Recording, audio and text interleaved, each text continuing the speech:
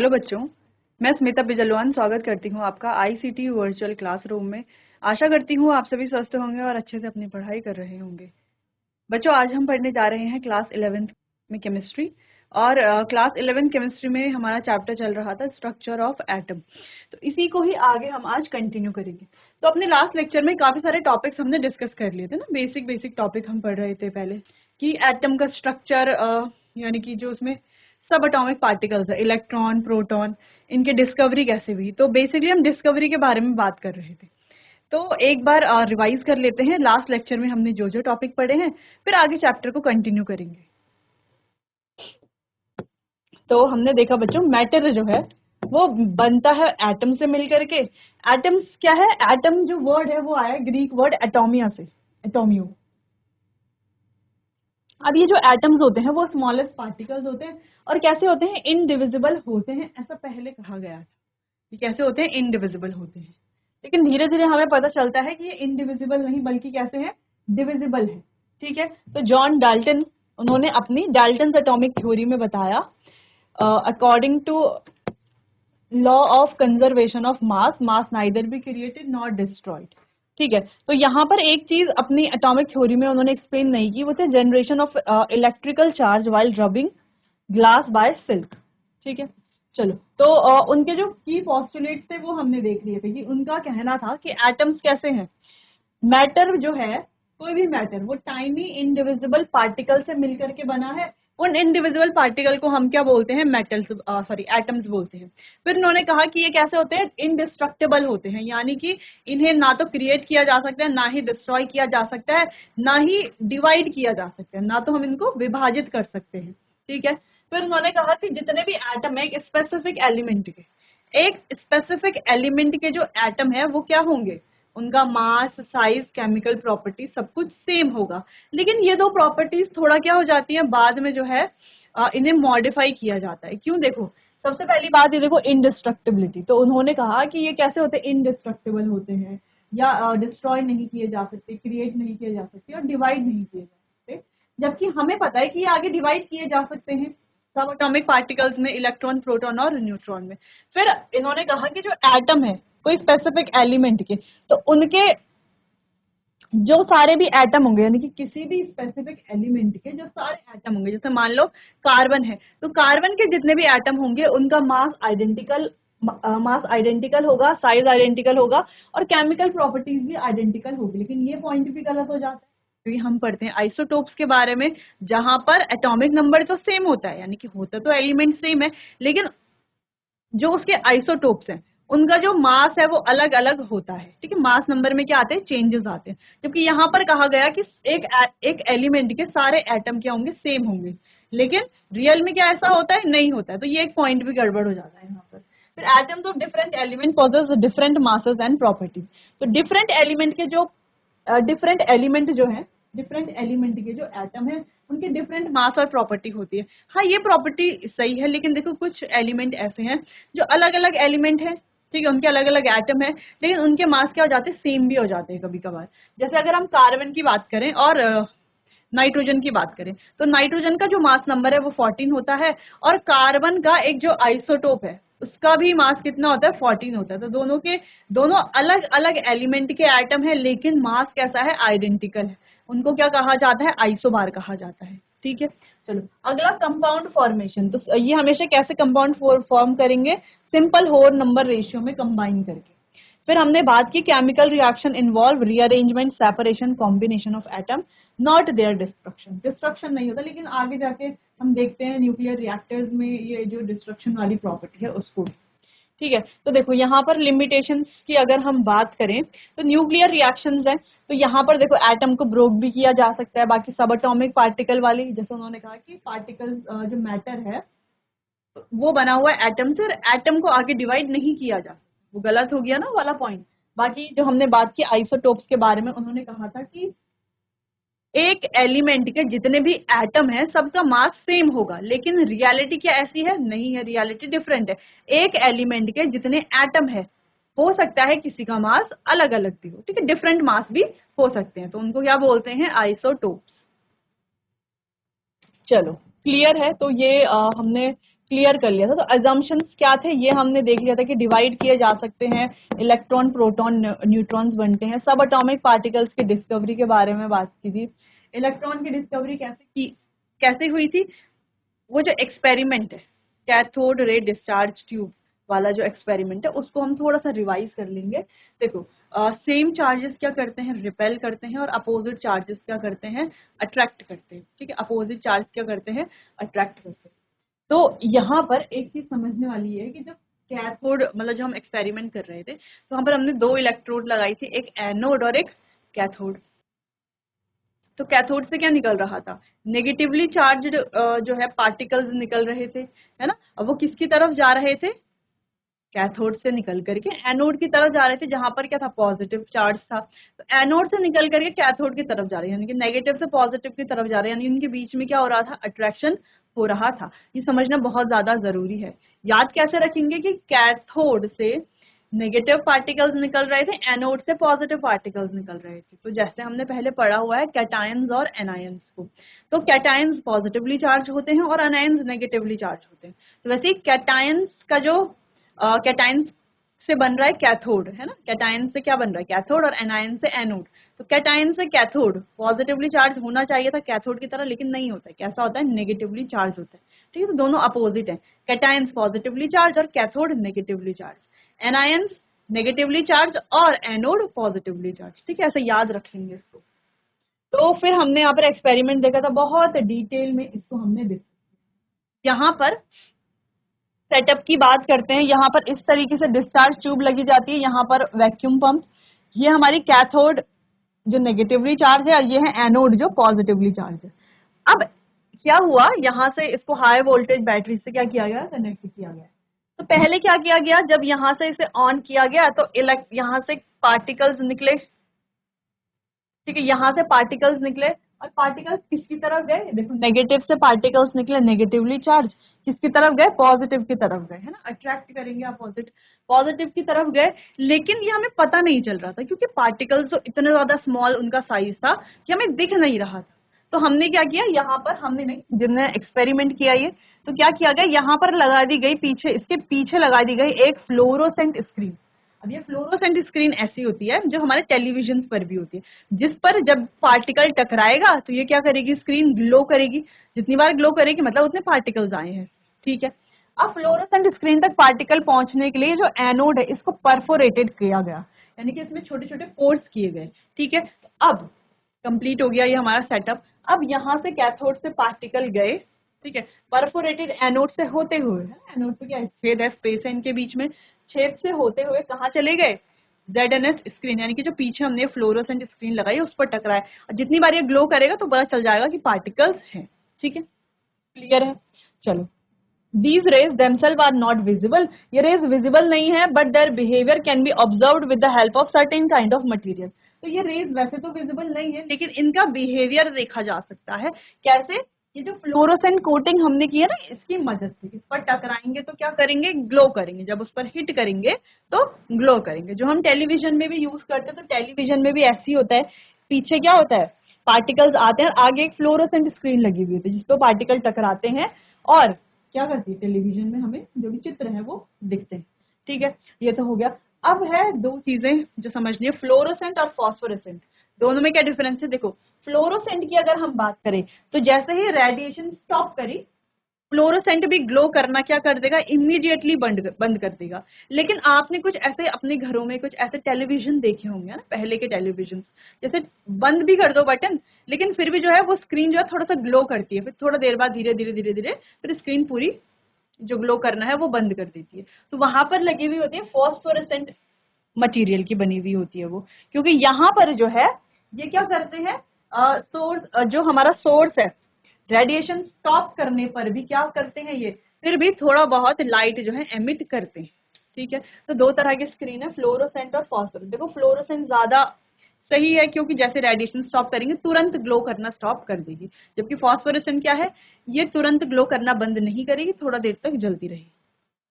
तो इस तरीके से सेटअप हमने देख लिया था यहाँ पर। और ठीक है, चलो फिर कैथोड रे के कुछ कैरेक्टरिस्टिक देख लिए कि स्ट्रेट लाइन में ट्रेवल करते हैं, ठीक है। इन पार्टिकल को नेम दिया गया जे थॉमसन के द्वारा। ये जब हिट करते हैं तो उस ऑब्जेक्ट को हीट कर देते हैं, ठीक है। जहां जिसको भी हिट करते हैं, जिसकी तरफ भी जाते हैं, जिसको हिट करेंगे, अगर टकराएंगे उसको हीट कर देते हैं, ठीक है। चलो फिर हमने कुछ कैरेक्टरिस्टिक पढ़ी थी कि नेगेटिवली चार्ज हैं। अगर हम बात करें चार्ज टू मास रेशियो की, तो वो आता है बच्चों 1.75 इंटू 10⁻11 कूलाम केजी इनवर्स, ठीक है। क्या आता है 1.75 इंटू 10⁻11 कूलाम पर केजी, ये केजी इनवर्स कुछ भी बोल लूं, ठीक है। जब ये आ गया तो मिलिकन्स ऑयल ड्रॉप एक्सपेरिमेंट की मदद से हमने क्या कर लिया, इलेक्ट्रॉन का चार्ज निकाल दिया। तो चार्ज बाय मास रेशियो पता था, देखो चार्ज बाय मास रेशियो पता चल गया, चार्ज हमने फाइंड कर लिया, तो मास भी फाइंड कर लेंगे, बहुत इजीली कर लेंगे ना, फॉर्मूले को इधर उधर ही तो करना है, आसानी से कर लेंगे। तो इस तरीके से हमने मास भी फाइंड कर लिया। मिलिकन्स ऑयल ड्रॉप एक्सपेरिमेंट इसमें एक इंपॉर्टेंट रोल प्ले करते हैं, ठीक है। चलो तो एक बार से दोबारा से देख लेते हैं क्या हुआ था। इस तरीके से एक्सपेरिमेंट किया गया, कैथोड एनोड और पीछे लगा दी गई ZNS स्क्रीन, उन पे क्या किया, होल क्रिएट किया गया, पीछे ZNS की स्क्रीन लगा दी, कुछ इस तरीके से। देखो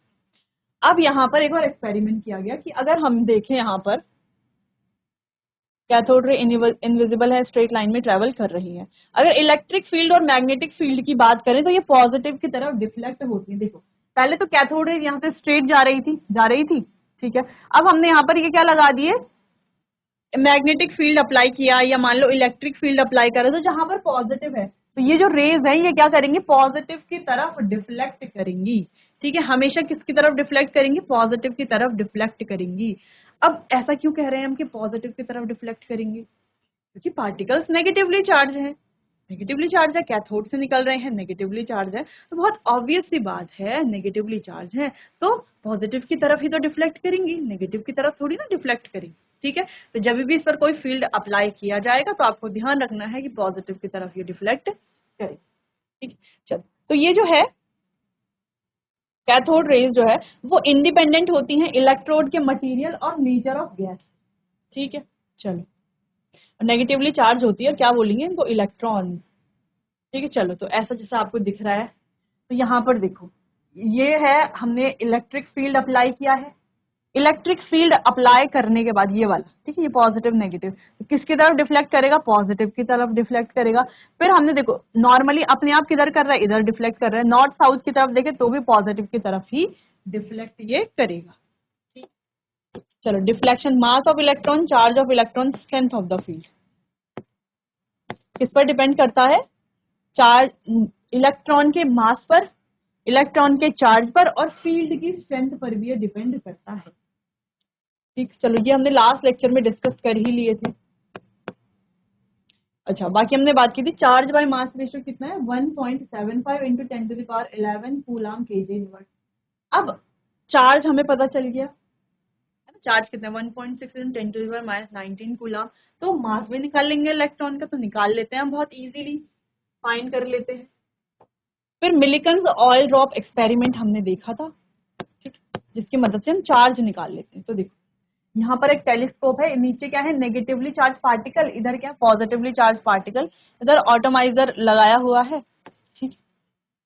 अब क्या देखा गया कि यहाँ से जो ऑयल जा रहा है वो कैसे ड्रॉप वाइज नीचे गिरता है, क्योंकि यहाँ पर तीन फील्ड काम करते हैं। एक तो देखो, एक तो काम करता है यहाँ पर ग्रेविटी, जिसको हम ग्रेविटेशनल फोर्स कहेंगे, इलेक्ट्रिक फील्ड, इलेक्ट्रोस्टैटिक फोर्स, ठीक है, और एक स्टैटिक।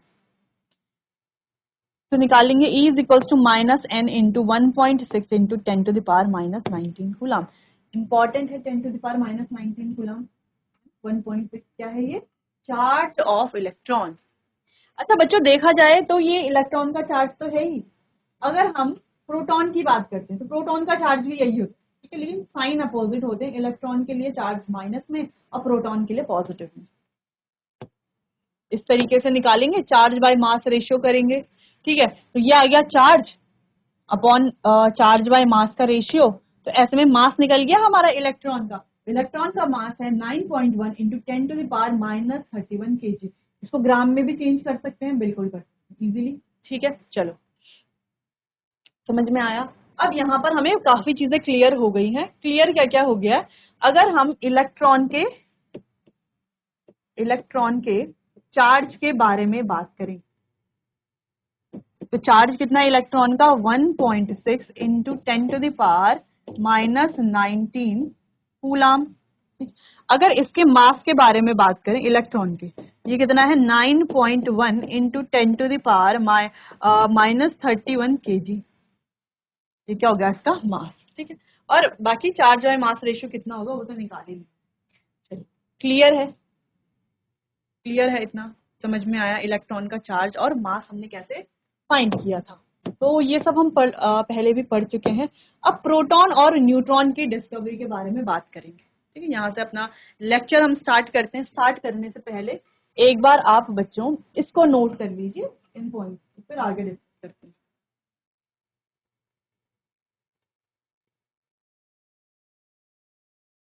चलो आगे बढ़ते हैं। डिस्कवरी ऑफ प्रोटॉन्स के बारे में बात करते हैं। अच्छा, इसके लिए भी सेम ऐसे ही सेटअप लगा दिया गया, लेकिन इस बार थोड़ा चेंज कर दिया। इस बार क्या किया? कैथोड को परफोरेटेड कर दिया गया, ठीक है। और एनोड से क्या हो रहा है? पार्टिकल्स निकल रहे हैं। और कैथोड के पीछे फ्लोरोसेंट स्क्रीन लगा दी। तो in 1886 Goldstein discovered existence of positively charge rays in the discharge tube by using perforated cathode. तो इन्होंने पॉजिटिव चार्ज रेज की एग्जिस्टेंस को देखा, ठीक है, बाय यूजिंग, क्या यूज करके? परफोरेटेड कैथोड यूज करके। These rays were named as anode rays और कैनाल रेज। तो इन्हें एनोड रेज या कैनाल रेज कहा जाता है। तो कहीं पर कैनाल रेज भी लिखा होगा, उसका मतलब एक ही है। The discovery of proton can be attributed to Rutherford. चलिए, तो कैरेक्टरिस्टिक्स देखते हैं। Travel in straight line. Characteristic देखने से पहले एक्सपेरिमेंट देखते हैं। तो क्या किया गया? ये जो कैथोड है इसको किया गया परफोरेटेड यानी अगेन वही छेद किया गया उसमें होल्स। नेक्स्ट, यहाँ पर है एनोड हमारा, पॉजिटिवली चार्ज्ड एनोड। यहाँ से आ रही है पॉजिटिव रेज, है ना, पॉजिटिवली चार्ज रेज, हम एनोड रेज या कैनाल रेज। अब ये कैनाल रेज जो है कहाँ से जा रही है? परफोरेटेड कैथोड से कहाँ पर जाएंगी? पीछे लगा दी गई है एक फ्लोरोसेंट स्क्रीन। कहाँ जाएंगे? फ्लोरोसेंट स्क्रीन पर जाकर के टकराएंगे, ठीक है। और ये क्या करेगी? ग्लो करेगी। क्लियर? बाकी सेम ऐसे ही हाई वोल्टेज जनरेटर यहाँ पर लगाया गया।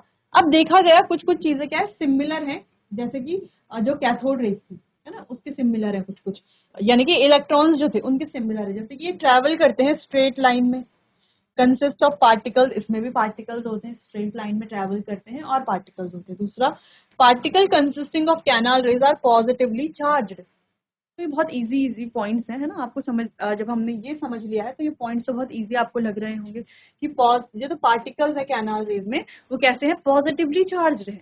क्योंकि कहाँ से आ रहे हैं? एनोड से आ रहे हैं। एनोड क्या है? Positive electrode. क्या ही निकलेंगे पॉजिटिव इलेक्ट्रोड से? पॉजिटिवली चार्ज रेज ही तो निकलेंगी, ठीक है। किसकी तरफ जाएंगी? परफोरेटेड कैथोड की तरफ जाएंगे, ठीक। Canal rays can ionise gas. ये क्या कर सकती है? इंपॉर्टेंट पॉइंट है, ठीक है। ये क्या कर सकती है? गैस को आयनाइज कर सकती हैं। They can heat object as they hit. ये भी क्या करती है? उस ऑब्जेक्ट को हीट कर देती है जिस पर ये टकराती है। Charge to mass ratio particle depend on. अच्छा, यहाँ पर अगर हम चार्ज टू मास रेशियो की बात करते हैं तो डिपेंड करता है गैस के नेचर पे, ठीक है। कैथोड रे ट्यूब में गैस, ठीक। चलिए, द स्मॉल, तो ज्यादातर यहाँ पे स्मॉलेस्ट और लाइटेस्ट गैस जो कि हाइड्रोजन है वो ही यूज की जाती है। Smallest and lightest positive particle was obtained from hydrogen and was called proton. और इससे क्या कहा गया है? स्मॉलेस्ट और लाइटेस्ट पॉजिटिव पार्टिकल को प्रोटॉन। क्लियर है? तो ये कुछ कैरेक्टरिस्टिक्स है कैनाल रेज के। तो ये बहुत इंपॉर्टेंट है, जैसे हमने इलेक्ट्रॉन्स के लिए पढ़ा है ना, या कैथोड रेज बोल सकते हैं। तो इलेक्ट्रॉन्स के लिए, कैथोड रेज के लिए पढ़ा, वैसे ही हमें कैनाल रेज या एनोड रेज के लिए पढ़ना है। देखो, वो कैथोड रेज, ये एनोड रेज, वो इलेक्ट्रॉन्स, ये प्रोटॉन्स, वो नेगेटिवली चार्ज, ये पॉजिटिवली चार्ज। वो गैस पर डिपेंड ही नहीं करती है, इलेक्ट्रोड पर डिपेंड ही नहीं करती, ये गैस पर डिपेंड करती है। वो भी स्ट्रेट लाइन में ट्रेवल करती है, ये भी स्ट्रेट लाइन में ट्रेवल करती है। उसमें पार्टिकल्स हैं, इसमें भी पार्टिकल्स हैं, ठीक है। वो ऑब्जेक्ट को हीट कर देती है जब हिट करती है, ये भी ऑब्जेक्ट को हीट कर देती है जब उस पर टकराती है या हिट करती है, ठीक है। और दूसरा, ये भी क्या करती है? फ्लोरोसेंट स्क्रीन को ग्लो करती है। वो भी फ्लोरोसेंट स्क्रीन को क्या कर रही थी? ग्लो कर रही थी, ठीक। तो कुछ कुछ देखो सिमिलैरिटीज भी हैं और काफी सारे डिफरेंसेस भी हैं। ठीक, नोट कीजिए इतना।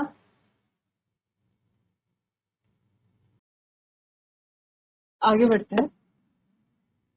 Characteristics of proton. तो प्रोटॉन के कैरेक्टरिस्टिक के बारे में बात करते हैं। देखो पॉजिटिवली चार्ज है, P से रिप्रेजेंट किया जाता है इसे, ठीक है। The charge to mass ratio of proton is 9.6 into 10⁻7 coulomb kg inverse, ठीक है। प्रोटॉन के चार्ज की बात करें तो सेम है जैसे इलेक्ट्रॉन का चार्ज था, बस यहाँ पर ये क्या है, पॉजिटिवली चार्ज। अच्छा, यहाँ पर हमने एक पॉइंट लिखा था बच्चों, तो यहाँ पर आपको चेंज करना है थोड़ा सा। चार्ज क्या है, ये नेगेटिवली चार्ज, तो यहाँ पर एक माइनस साइन आएगा, ठीक है, चार्ज इलेक्ट्रॉन के, ठीक है। बाकी तो सेम है। बाकी ये जो प्रोटॉन का चार्ज है, बाकी जो प्रोटॉन का चार्ज है वो क्या होता है, वो भी सेम होता है इलेक्ट्रॉन के चार्ज की तरह, बस साइन क्या होता है, अपोजिट होता है, ठीक है।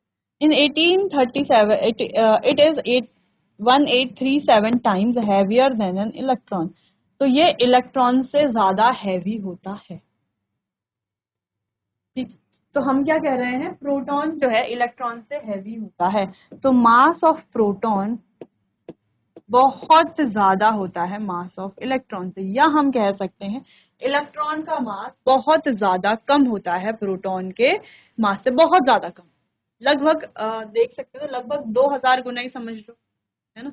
लगभग 2000 गुना क्या होता है, कम होता है, 2000 गुना या 1837, ठीक है, इतने गुना कम होता है क्या, प्रोटॉन इलेक्ट्रॉन का मास प्रोटॉन के मास, यानी कि इलेक्ट्रॉन का मास तो बहुत कम हो गया। इलेक्ट्रॉन का मास बहुत कम होता है, इसीलिए उसको मास में क्या नहीं करते, ऐड ही नहीं करते हैं ना, इसको मास में ले ही नहीं रहे हैं। अगर हम मास की बात करें, किसी भी एटम के मास की बात करें, वो जो मास है वो मेनली किससे बन रहा है, एटम का जो मास है वो मेनली किससे बन रहा है, वो बन रहा है प्रोटॉन से और न्यूट्रॉन से मिलकर के, इलेक्ट्रॉन से नहीं। इलेक्ट्रॉन के मास को क्या कर दिया जाता है, नेग्लेक्ट कर दिया जाता है, क्योंकि ये बहुत ज्यादा कम होता है, ठीक है। कितना होता है, 9.1 इंटू 10⁻31 kg, इतना ज्यादा कम होता है, ठीक। क्लियर है, इतना आप देख लीजिए, नोट कर लीजिए। चलिए, तो काफी सारी सिमिलैरिटीज हमने देख ली कैरेक्टरिस्टिक्स में, किसके, प्रोटॉन के और इलेक्ट्रॉन के। आगे कंटिन्यू करते हैं, प्रोटॉन की डिस्कवरी के बारे में बात करते हैं। जैसे अभी हमने इलेक्ट्रॉन की डिस्कवरी की, जैसे प्रोटॉन की डिस्कवरी देखते हैं। तो एटम कैसा होता है, न्यूट्रल होता है, ठीक है, पॉजिटिव और नेगेटिव मिला करके क्या बनेगा, न्यूट्रल बनेगा। मॉडिफिकेशन देख लेते हैं, CRT is not evacuated and filled with gas. तो यहाँ पर जो सीआरटी यानी कैथोड रे ट्यूब की बात हो रही है, वो ना तो इवैक्यूएट की जाती है, ना ही गैस से फिल की जाती है। नेक्स्ट है, hole was created in cathode. अब यहाँ पर जस्ट अपोजिट किया गया है, ठीक है। वहां पर क्या किया गया था, एनोड को परफोरेटेड किया गया था, यहाँ पर क्या किया जाएगा, कैथोड को परफोरेटेड किया जाएगा। अब कैथोड को क्यों परफोरेटेड कर रहे हैं, क्योंकि एनोड से क्या आएंगी, पॉजिटिवली चार्ज्ड रेज आएंगी, किसकी तरफ जाएंगी, कैथोड की तरफ जाएंगी। वैसे तो हमें वो ऑब्जर्व होगा नहीं, तो हम क्या करेंगे, कैथोड को परफोरेटेड कर देते हैं और उसके पीछे से लगा देते हैं एक जिंक सल्फाइड की एक लेयर लगा देते हैं, एक फ्लोरोसेंट स्क्रीन बोल सकते हैं, ठीक है, एक फ्लोरोसेंट स्क्रीन लगा देते हैं, जिससे कि जो पार्टिकल्स कहाँ से आएंगे, एनोड से आएंगे, पॉजिटिवली चार्ज पार्टिकल, वो कैथोड की तरफ जाएंगे, परफोरेटेड जो वो होल्स हैं, छेद है, उनसे होते हुए जेडनेस स्क्रीन की तरफ जाएंगे और वहां पर क्या होंगे, टकराएंगे और उसे क्या कर देंगे, ग्लो कर देंगे, जहां से कि हम ये ऑब्जर्व कर सकते हैं कि पार्टिकल्स क्या कर रहे हैं, वहां से स्ट्रेट लाइन में ट्रेवल कर रहे हैं, ठीक है। चलिए, Z N S screen was placed behind the cathode, जैसे कि हमने डिस्कस किया कि जिंक सल्फाइड की स्क्रीन कैथोड के पीछे लगा दी जाती है, ठीक है। क्यों लगा दी जाती है, ताकि पार्टिकल को हम ऑब्जर्व कर पाए, ठीक। नेक्स्ट, चलो, तो प्रोटॉन की डिस्कवरी के ऑब्जर्वेशन क्या थे, glow was scene indicate charged particle. तो वहां पर हमें ग्लो दिखा है, जब वो टकराए तो ग्लो दिखा, जिससे हमें क्या समझ में आया कि ये क्या बता रहा है, चार्ज पार्टिकल को इंडिकेट कर रहा है। यानी कि जैसे हमने इलेक्ट्रॉन के डिस्कवरी के समय देखे थे कि पार्टिकल्स आकर के टकरा रहे हैं, तो वो भी क्या दिखा रहा था, चार्ज पार्टिकल को। यहाँ पर भी क्या दिखा रहा है, चार्ज पार्टिकल दिखा रहा है, ठीक है। चलो, तो Q by M depends upon gas, यानी कि चार्ज बाय मास रेशियो किस पर डिपेंड करता है, गैस पर डिपेंड करता है। जबकि हमने इलेक्ट्रॉन्स में क्या पढ़ा था कि charge by mass ratio gas पर या गैस के नेचर पर डिपेंड नहीं करता। In presence of electric field it deflect towards, अच्छा इलेक्ट्रिक फील्ड की प्रेजेंस में ये नेगेटिव प्लेट की तरफ डिफ्लेक्ट करता है, जिससे क्या पता चलेगा, क्या इंडिकेट ये करेगा कि जो पार्टिकल्स हैं वो कैसे हैं, पॉजिटिवली चार्ज्ड पार्टिकल्स हैं। देखो बच्चों थोड़ा सा याद करते हैं, हमने इलेक्ट्रॉन के बारे में पढ़ा, तो हमने देखा इलेक्ट्रिक फील्ड में और मैग्नेटिक फील्ड में। तो इलेक्ट्रिक फील्ड की बात करते हैं, तो जब हमने इलेक्ट्रिक फील्ड अप्लाई किया, ठीक है, तो हमने क्या देखा, ये जो स्ट्रेट लाइन में ट्रेवल कर रहे थे वो डिफ्लेक्ट हो जाते हैं, लेकिन डिफ्लेक्ट किसकी तरफ होते हैं, पॉजिटिव की तरफ, है ना, पॉजिटिव प्लेट की तरफ डिफ्लेक्ट हो जाते हैं। अब पॉजिटिव प्लेट ऊपर रखी हो या नीचे रखी हो, तो वहां वो क्या हो जाएंगे, डिफ्लेक्ट हो जाएंगे वहीं की तरफ। क्यों डिफ्लेक्ट होंगे पॉजिटिव की तरफ, क्योंकि वो नेगेटिवली चार्ज है। वैसे ही यहाँ पर वो डिफ्लेक्ट होंगे नेगेटिव प्लेट की तरफ, क्योंकि ये कैसे होंगे, पॉजिटिवली चार्ज होंगे। तो जब वो डिफ्लेक्ट हुए नेगेटिव प्लेट की तरफ, तो हम ये समझ जाते हैं कि क्या होता है, ये क्या कैसे हैं, ये पॉजिटिवली चार्ज्ड हैं। Mass of particle depend on nature of gas, तो इसका जो मास है, पार्टिकल का मास किस पर डिपेंड करता है, गैस के नेचर पर डिपेंड करता है, जबकि इलेक्ट्रॉन में वो डिपेंड नहीं करता। ठीक है, तो हम जो ऑब्जर्वेशन यहाँ पर पढ़ रहे हैं उनको कैसे पढ़ रहे हैं, उन्हें इलेक्ट्रॉन से कंपेयर करके पढ़ रहे हैं। ठीक है, चलो क्लियर। तो ये स्मॉलेस्ट और largest positive ion hydrogen proton यहाँ पर यूज किया जाता है। चलो, तो न्यूट्रॉन की डिस्कवरी चैडविक के द्वारा की गई, कैसे, थिन शीट पर बॉम्बार्डिंग की गई, बेरिलियम की जो थिन शीट थी उस पर अल्फा पार्टिकल्स के द्वारा बॉम्बार्डिंग की गई। It has no electrical charge, it is neutral, इसके पास कोई इलेक्ट्रिकल चार्ज नहीं है और ये कैसा है, न्यूट्रल होता है। इसको n से रिप्रेजेंट किया जाता है। इसका जो मास है वो प्रोटॉन के मास से स्लाइटली ग्रेटर होता है और इलेक्ट्रॉन से तो ये काफी ज्यादा हैवियर होता है। इलेक्ट्रॉन से कंपेयर किया जाता है तो काफी ज्यादा ये हैवियर है, क्योंकि देखो इसका मास किसके मास के बराबर है, लगभग प्रोटॉन के मास के बराबर है। न्यूट्रॉन की बात की जा रही है, न्यूट्रॉन का मास प्रोटॉन के मास के बराबर है, जिसका मतलब क्या है, जिसका मतलब ये है कि देखो इन दोनों का मास बराबर है और इलेक्ट्रॉन का मास इससे बहुत कम है। तो इलेक्ट्रॉन का मास प्रोटॉन से कम है तो न्यूट्रॉन से भी बहुत ज्यादा कम होगा। इसका मतलब ये है कि ये क्या है, इलेक्ट्रॉन से ज्यादा हैवी होगा। क्लियर है, देख लीजिए इसे एक बार।